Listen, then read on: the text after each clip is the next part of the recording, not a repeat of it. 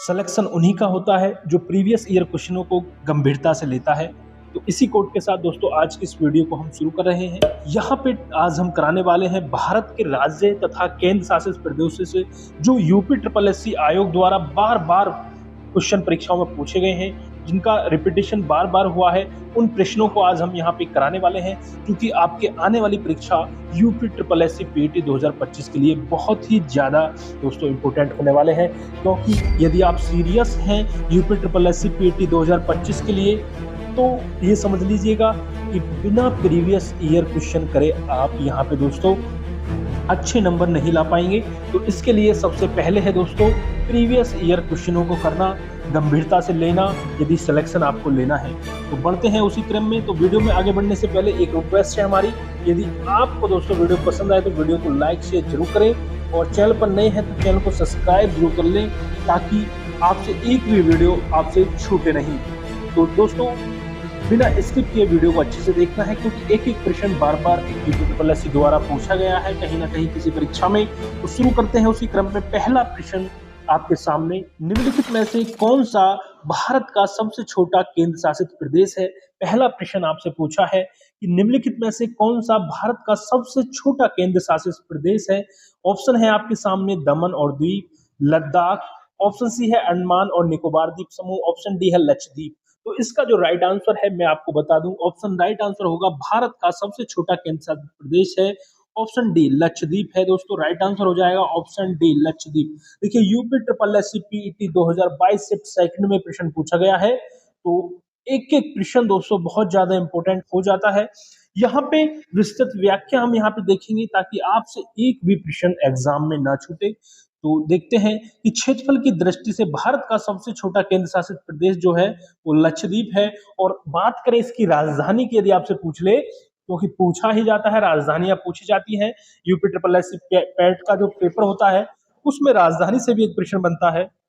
तो राजधानी को भी तैयार कर लेते हैं कि लक्षद्वीप की जो राजधानी है वो कौन सी है? कवरत्ती है, ठीक है। और यहाँ की 93% से अधिक आबादी वहां की मूल निवासी है। लक्षद्वीप में छोटे बड़े कुल 36 द्वीप शामिल हैं। कितने? 36 द्वीप शामिल हैं। लक्षद्वीप के अंतर्गत कुल 3 द्वीप उपद्वीप समूह शामिल हैं, अमन द्वीप, ठीक है, लेकाडाइव द्वीप और मिनिकॉय द्वीप, ठीक है। आगे बढ़ते हैं। यहाँ के सभी छोटे द्वीप प्रवाल मूलक या एटॉल हैं और चारों तरफ से फ्रीजिंग रीफ से घिरे हुए हैं। चलिए आगे बढ़ते हैं अगले प्रश्न की तरफ। बहुत अच्छा प्रश्न दोस्तों आपके सामने। अगला प्रश्न क्या है कि स्वतंत्रता के बाद, ठीक है, स्वतंत्रता के बाद भाषा के आधार पर बने भारत के पहले राज्य का नाम बताइए। देखिए कितना महत्वपूर्ण इंपोर्टेंट प्रश्न है कि स्वतंत्रता के बाद भाषा के आधार पर, ठीक है, भाषा के आधार पर पूछा है, भारत के पहले राज्य का नाम बता दीजिए जल्दी से। आंध्र प्रदेश, केरल, महाराष्ट्र या गोवा? तो इसका राइट आंसर होगा आंध्र प्रदेश। ऑप्शन ए यहाँ पे राइट आंसर होगा, ठीक है। ये प्रश्न है जो बार बार पूछे गए हैं परीक्षा में। चलिए यहाँ पे इसकी व्याख्या देखेंगे कि 1953 में आंध्र प्रदेश जो है वो भाषा के आधार पर गठित होने वाला पहला राज्य है। 1952 में कोटी श्री रामालू के आमरण अनशन के चलते मृत्यु हो गई थी। इसके पश्चात हुई हिंसा के कारण सरकार को 1953 में, ठीक है, मद्रास से अलग करके तेलुगु भाषा के आधार पर आंध्र प्रदेश के रूप में एक नया राज्य बनाना पड़ा था। ठीक है, ये हमने जान लिया कि आंध्र प्रदेश किस कारण ये बनाना पड़ा था नया राज्य, भाषा के आधार पर ये गठित हुआ था। चलिए अगला प्रश्न आपके सामने, बहुत अच्छा प्रश्न, कि निम्नलिखित में से कौन सा राज्य भारत में पहला हर घर जल, ठीक है, क्या है? हर घर जल प्रमाणित राज्य बन गया है? केरल, गोवा, राजस्थान या उत्तराखंड? तो इसका राइट आंसर क्या होगा? गोवा। ऑप्शन बी यहाँ पे राइट आंसर होगा। भारत में पहला हर घर जल प्रमाणित राज्य बन गया है गोवा। इसकी व्याख्या यहाँ पे देखेंगे बहुत अच्छे से कि गोवा हुआ आपका, दादरा और नगर हवेली हुआ और दमन द्वीप हुआ, देश में पहला हर घर जल प्रमाणित राज्य और केंद्र शासित प्रदेश बन गए हैं। यहाँ पर सभी गांवों के लोगों ने अपने गांव को हर घर जल के रूप में घोषित किया है और गोवा के 2.63 लाख घरों में स्वच्छ जल कनेक्शन पहुंचाया गया है, याद रखेंगे।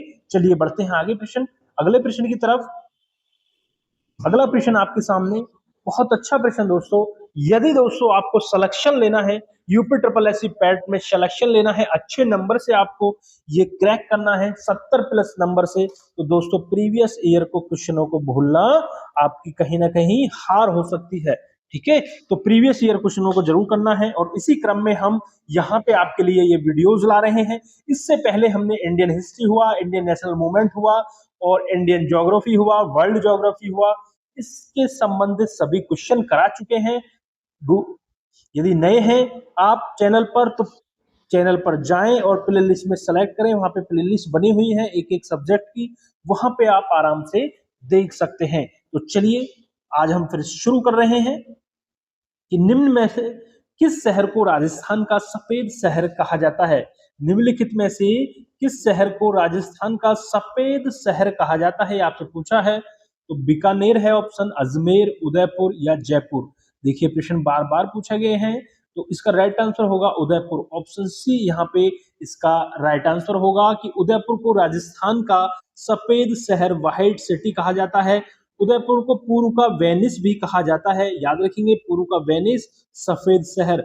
मेवाड़ की राजधानी उदयपुर है और इसकी स्थापना 1559 में, ठीक है, महाराणा उदय सिंह ने की थी उदयपुर की स्थापना, और ये मेवाड़ की राजधानी है। पूर्व का वेनिस भी इसे कहा जाता है, ये भी आप तैयार कर लें। चलिए बढ़ते हैं अगले प्रश्न की तरफ। इसी तरह दोस्तों बहुत कम टाइम में हम सभी प्रश्नों को यहाँ पे देख लेंगे। चलिए, निम्नलिखित में डॉट डॉट डॉट एक केंद्र शासित जो है प्रदेश की राजधानी नहीं है, ये आपसे पूछा है। निम्न में से कौन एक केंद्र शासित प्रदेश की राजधानी नहीं है। दमन भी देखिए केंद्र शासित प्रदेश की राजधानी है, पुडुचेरी भी है, कवरवत्ती भी है। ये आइजोल जो है दोस्तों ये मिजोरम राज्य की राजधानी है, इसलिए ये नहीं है, इसलिए राइट आंसर ऑप्शन सी हो जाएगा। जो आइजोल है वो भारत के मिजोरम राज्य की राजधानी है। बात करें मिजोरम की स्थापना की तो 21 जनवरी 1972 में इसकी स्थापना हुई, ठीक है। और बाकी जो शेष है ये दमन और दीव की है राजधानी, पुडुचेरी पुडुचेरी की राजधानी है, और कवरवत्ती जो है आपकी लक्षद्वीप की राजधानी है। ये हमने ऊपर भी अभी आपको करा दिया है, ठीक है। वर्तमान में केंद्र शासित प्रदेशों दादर, ठीक है, दादर एवं नगर हवेली और दमन दीव को 26 जनवरी 2020 को मिलाकर एक केंद्र शासित प्रदेश बना दिया गया है, जिसकी राजधानी क्या है, दमन है, ठीक है। इन दो को मिलाया गया है, याद रखेंगे, दादर नगर हवेली और दमन दीव को मिला के एक नया केंद्र शासित प्रदेश बना दिया गया है, जिसकी राजधानी है क्या है, दमन राजधानी है, ठीक है, याद रखेंगे। चलिए आगे बढ़ते हैं। लक्षद्वीप की राजधानी आपको बताना है दोस्तों, लक्षद्वीप की राजधानी निम्न में से कौन सी है।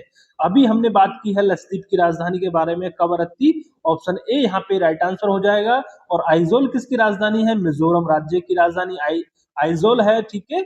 चलिए यहाँ पे बात करें पोर्ट ब्लेयर की राजधानी जो है, जो पोर्ट ब्लेयर राजधानी है वो अंडमान निकोबार द्वीप की है। तो यहाँ पे जो पोर्ट ब्लेयर का नया नाम है दोस्तों वो क्या कर दिया गया है, याद रखना, करंट का क्वेश्चन है, करंट जीके का। पोर्ट ब्लेयर का नया नाम श्री विजयपुरम कर दिया गया है, क्या, श्री विजयपुरम कर दिया गया है, याद रखना, करंट का क्वेश्चन है, श्री विजयपुरम कर दिया गया है।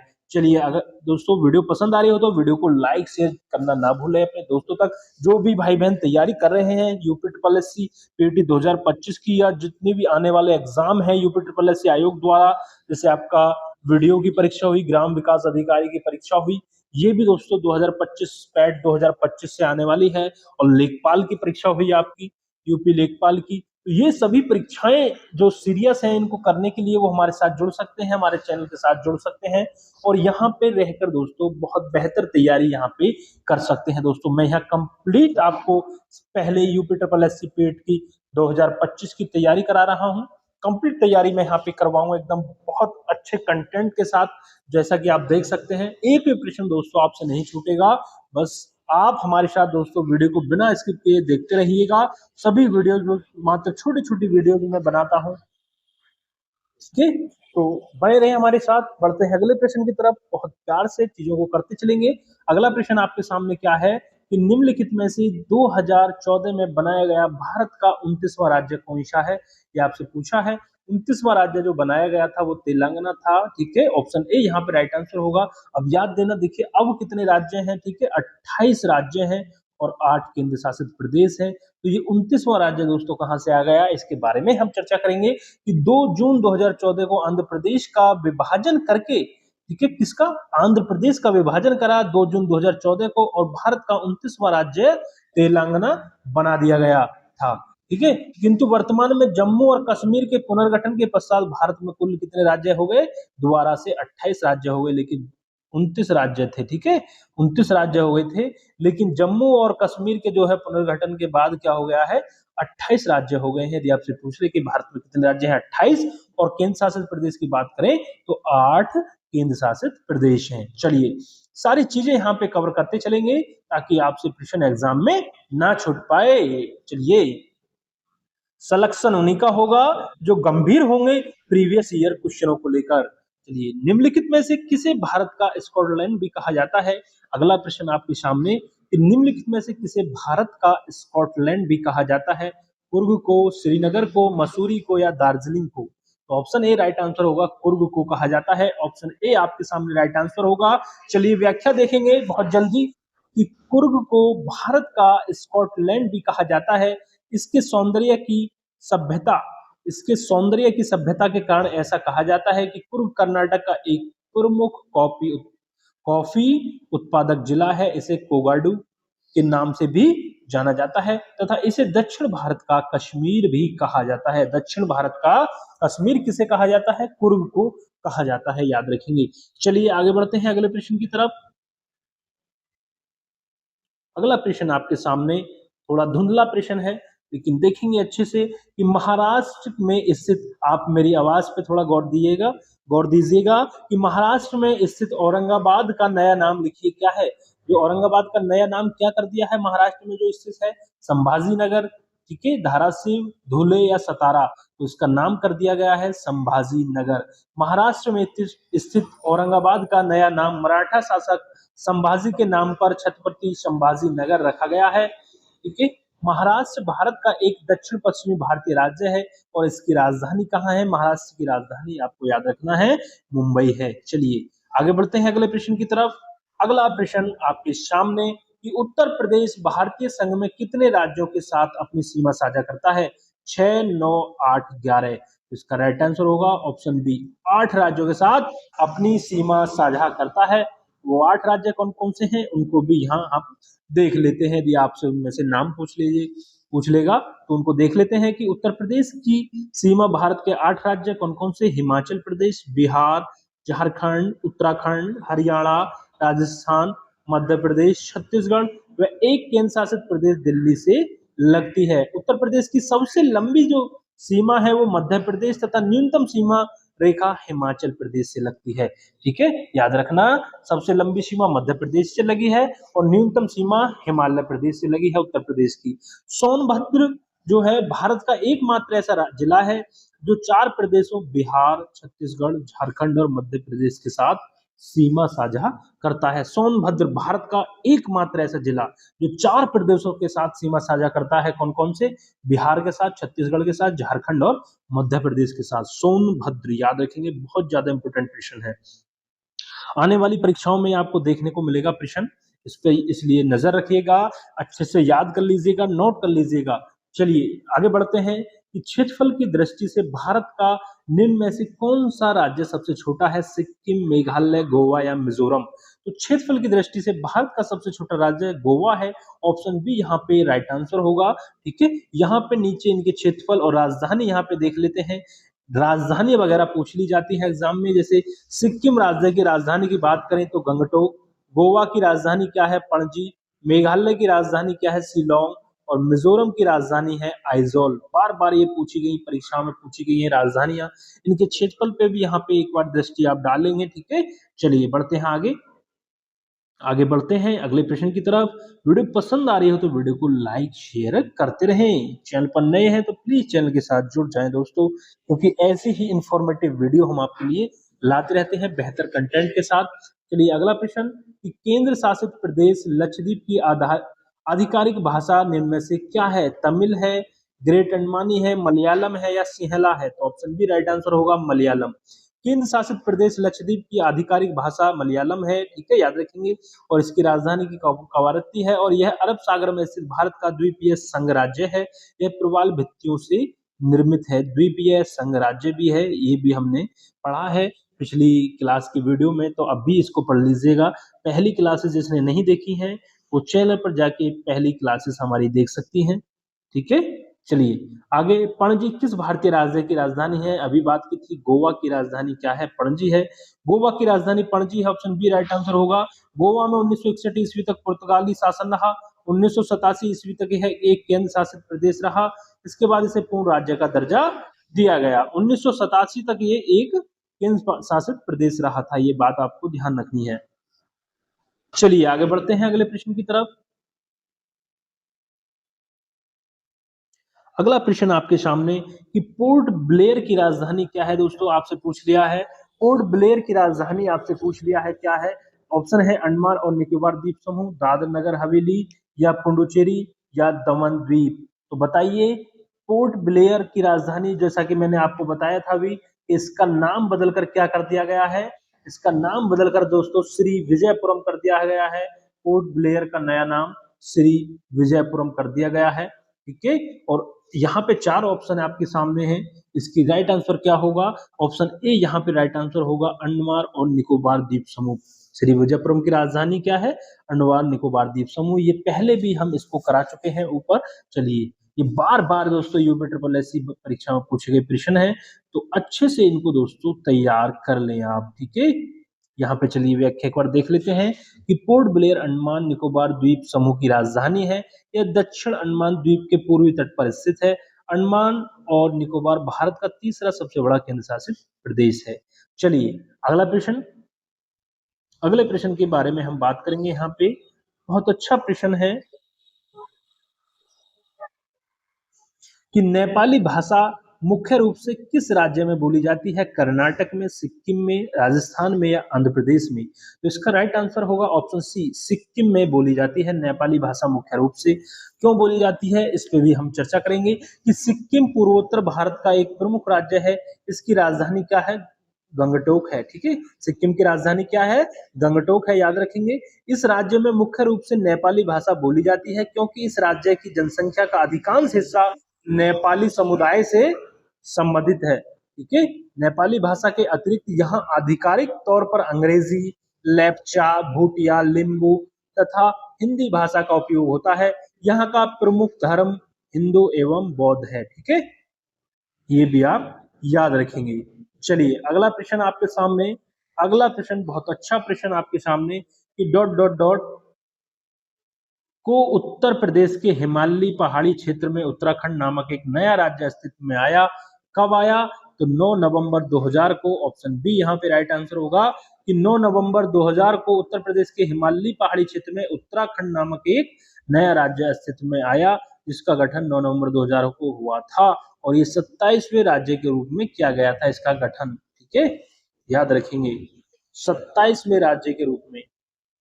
चलिए अब देखेंगे इस वीडियो का अंतिम प्रश्न, ठीक है। अंतिम प्रश्न इस वीडियो का क्या है आपके सामने कि त्रिपुरा को कब भारत के पूर्ण राज्य का दर्जा दिया गया? त्रिपुरा को कब भारत के पूर्ण राज्य का दर्जा दिया गया? 1956 में, 75 में, 72 में, या 47 में? तो इसका राइट आंसर होगा 1972 में। त्रिपुरा वर्ष 1972 में पूर्ण राज्य बना। त्रिपुरा एक उत्तर पूर्वी राज्य है, यह देश का तीसरा सबसे छोटा राज्य है, याद रखेंगे। त्रिपुरा 1 जुलाई 1963 से केंद्र शासित प्रदेश था, जो 21 जनवरी 1972 को पूर्ण राज्य बन गया। और त्रिपुरा की राजधानी यदि आपसे पूछ ले तो क्या है? अगरतला है दोस्तों। तो ये थे दोस्तों प्रश्न जो कि यूपी ट्रिपल एससी द्वारा पूर्व परीक्षाओं में बार बार पूछे गए प्रश्न थे।